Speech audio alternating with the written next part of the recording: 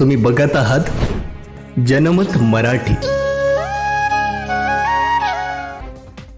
भारतीय सैन्य दलाची एक शाखा असलेल्या कॉम्बॅट आर्मी एव्हिएशन ट्रेनिंग स्कूलमध्ये भविष्याचा वेध घेऊन विविध बदल घडवण्यात येत आहेत। या माध्यमातून भारतीय सैन्य दल आत्मनिर्भर होतानाच आगामी काळात AH-64 अपाचे लढाऊ हेलिकॉप्टरच्या समावेशाने देशाची लष्करी ताकद वाढलेली दिसेल असा विश्वास आर्मी एव्हिएशन कॉर्प्सचे महासंचालक लेफ्टनंट जनरल विनोद कुमार नांबियार यांनी येथे केले।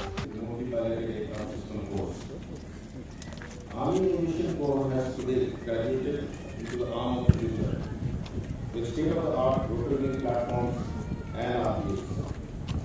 The Corps today has a diverse fleet of helicopters and RPAs operating in the most challenging environment across varying terrain of western and northern fronts. Our skilled aviators have also kept pace with technological advancements, be it in handling the complexity of twin engine attack platforms or satellite communication enabled RPAs like Ground Mark II and Hermes, which have recently been inducted into the inventory of Army Aviation. Today, Army Aviation takes pride in performing 24/7 day and night operations in support of the field force commanders in all operations of war. Army Aviation possesses significant punch with its reconnaissance, lift and attack capability. Nashik road स्थित combat army aviation training school येथे combat aviators course 42, aviation helicopter instructor course 41 आणि basic remotely piloted aircraft system internal pilot course 4 याचा दीक्षांत समारंभ सोहळा पार पडला।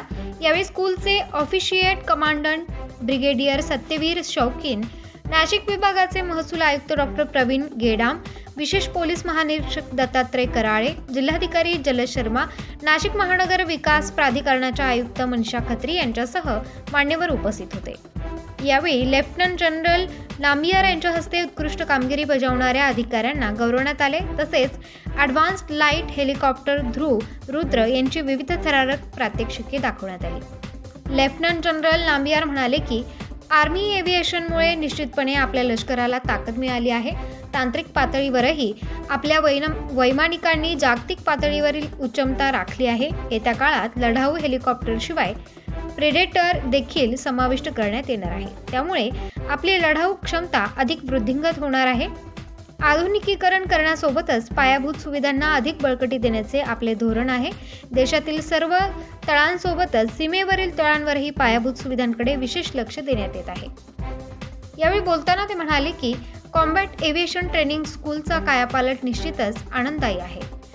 आज कॅट्स एका प्रशिक्षण वर्षात 17 अभ्यासक्रम चालवते। गेल्या दशकभरात कॅट्स भारतीय सैन्याच्या प्रीमियर ट्रेनिंग इन्स्टिट्यूटमध्ये बदलले आहे। नजीकच्या भविष्यात प्रशिक्षण क्षमतेचा अधिक विस्तार केला जाणार आहे असे सांगतानाच नव्या तंत्रज्ञानाचा स्वीकार वैमानिकांनी करावा असेही त्यांनी आवाहन केले। तरुण वैमानिक हे देशाचे भविष्य आहेत, त्यामुळे उड्डाण मोहिमा या नेहमी सुरक्षितता प्राधान्य लक्षात घेऊन केल्या गेल्या पाहिजेत। येत्या काळात फ्लाइंग सिम्युलेटर विकसित करण्यावर आणि आत्मनिर्भर भारत उपक्रमावर देखील लक्ष केंद्रित केले जात आहे। नवीन ऑपरेशनल संकल्पना प्रकट करण्यात कॅट्स देखील आघाडीवर आहे। ॲडव्हान्स कॉम्पॅक्ट ट्रेनिंग कोर्समध्ये मानवरहित संघ प्रशिक्षणाचा यशस्वी परिचय हे असेच एक उदाहरण आहे। सध्या भारतीय सैन्यात प्रगतीपथावर असलेल्या एकूण प्रशिक्षण परिवर्तन आणि ऑपरेशन ऑप्टिमायझेशन प्रक्रियेत कॅट्स प्रभावीपणे योगदान देत असल्याचे कौतुकोद्गार त्यांनी काढले। डोगरा कॅप्टन अमित सूर्यवंशी यांनी सूत्रसंचालन केले। या समारंभात नेपाळसह नायजेरिया आणि भारतीय नौदलाच्या अधिकाऱ्यांसह 4 महिला अधिकाऱ्यांनी हेलिकॉप्टर पायलट म्हणून पदवी प्राप्त केली।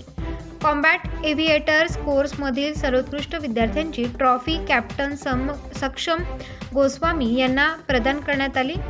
एव्हिएशन हेलिकॉप्टर इन्स्ट्रक्टर कोर्समधील सर्वोत्कृष्ट विद्यार्थ्यांची ट्रॉफी कॅप्टन हेन्नी रजनी यांना प्रदान करण्यात आली। RPAS अंतर्गत पायलट कोर्समधील सर्वोत्कृष्ट विद्यार्थ्यांची ट्रॉफी मेजर अरविंदर पुरी यांना आणि ऑब्झर्व्हर स्ट्रीममधील ट्रॉफी मेजर तुफैल अहमद यांना देण्यात आली। जबाबदारी न्याय